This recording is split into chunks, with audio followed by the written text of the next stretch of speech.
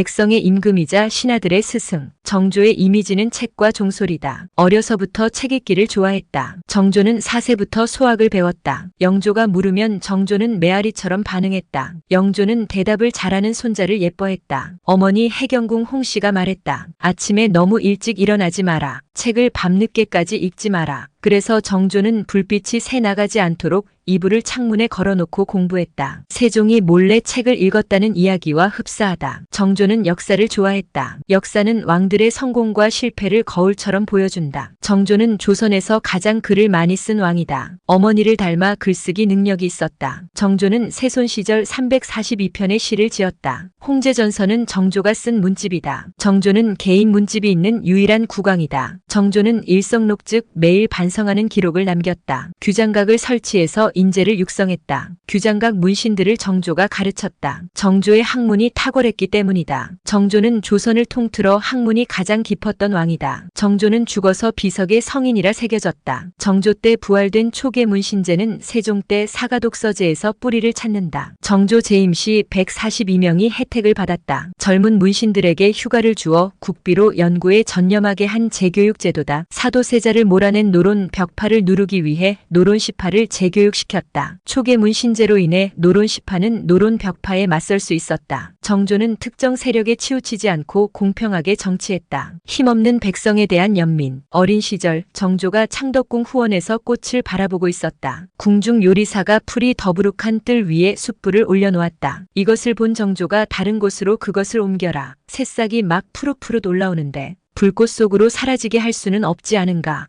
라고 말했다. 1764년 경전을 강의해주는 관리로부터 정조는 백성들이 굶주려 얼굴이 누렇게 떴다. 라는 말을 들었다. 그날 저녁 정조는 고기를 먹지 않았다. 영조가 물었다. 왜 고기를 먹지 않는 것이냐? 백성들이 불쌍한 마음이 들어 젓가락이 참아가지 않습니다. 라고 답했다. 영조가 어떻게 하면 백성들을 부유하게 만들 수 있느냐?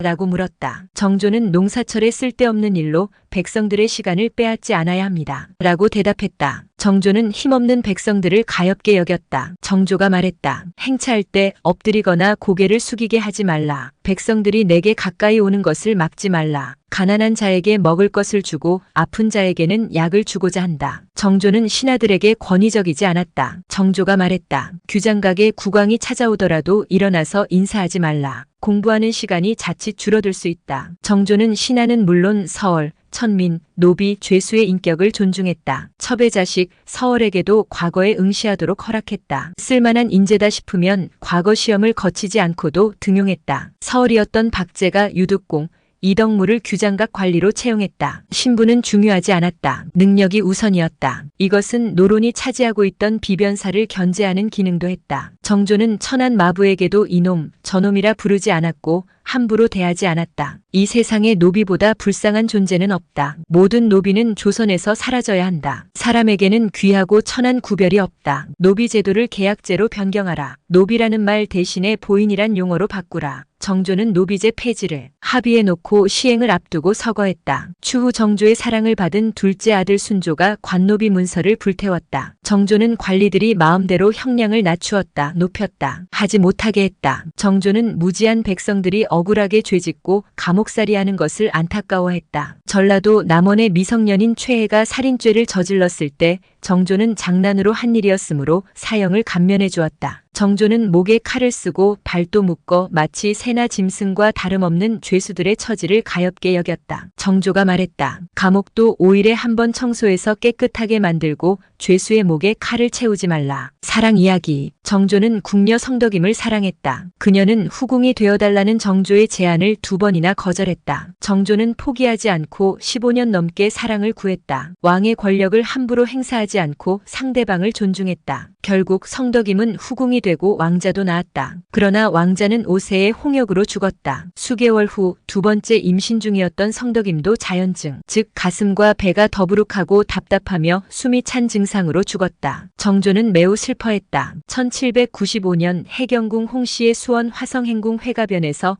남녀가 함께 잔치를 즐겼다. 당시로서는 매우 파격적이었다. 남녀 평등을 고려한 정조에게는 시대를 앞서가는 안목이 있었다. 검소 이야기. 장마철에 비가 새서 벽지에 곰팡이가 슬었다. 신하들이 새 벽지로 바꾸라고 강력히 권했다. 정조는 말했다. 곰팡이 쓴 벽지를 새 것으로 바꾸지 말라. 나는 괜찮다. 정조는 검소의 모범을 보였다. 정조는 무명옷을 입고 두 끼만 먹었다. 한 끼 반찬을 5가지 이하로 줄였다. 다름을 인정하기. 정조는 유학과 다른 불교, 천주학, 도가 사상도 존중했다. 천주학에서의 사랑과 불교에서 말하는 자비는 유교의 인과 같다. 정조의 충신 채제공이 말했다. 하느님이 내려와서 예수가 된 것은 중국에 요순이 있는 것과 같다. 유교 대동사회와 기독교의 천국은 같다. 그러나 장님을 눈뜨게 하고 절름발이를 걷게 한 것은 허무맹랑한 말이다.